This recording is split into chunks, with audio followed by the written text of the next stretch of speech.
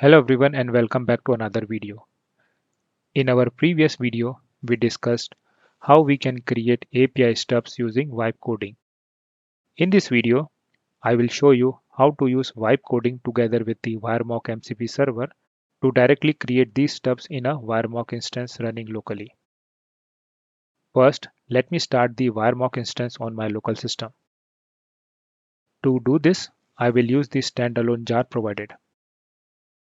Using the command prompt, I will navigate to the directory where the standalone jar file is located.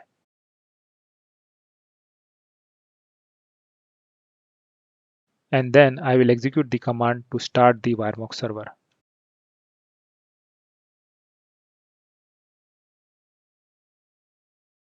Once the server is up and running, it will be ready to accept the stub mappings and serve mock responses locally. To leverage this capability, the next step is to update the WireMock MCP server configuration in the Cloud Desktop application.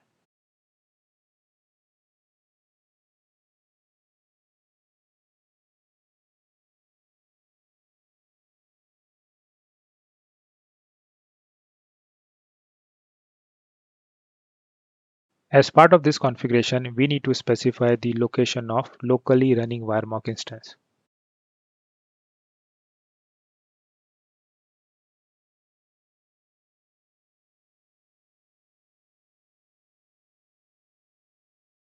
This configuration enables the MCP server to communicate directly with the WireMock server, allowing it to push the generated stub mappings automatically.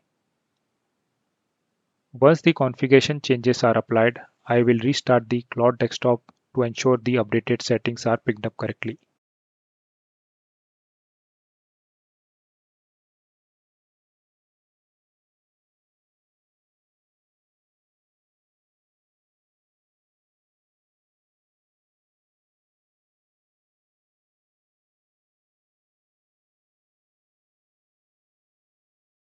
Now this is the prompt I'm going to use.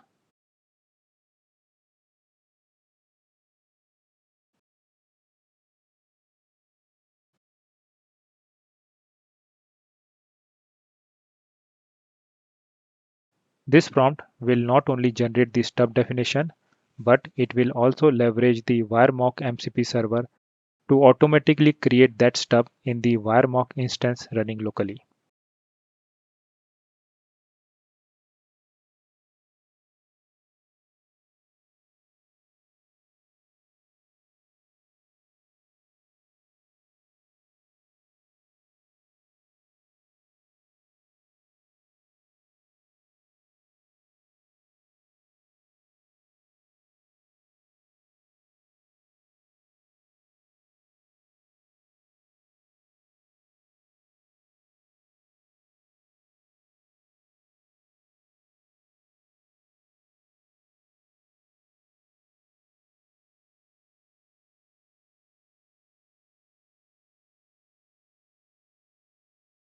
Next, I will use the Bruno client to send a request to the local WireMock instance.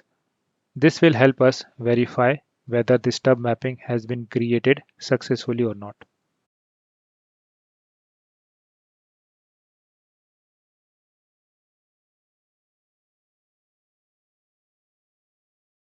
So as you can see here, the stub mapping has been successfully created.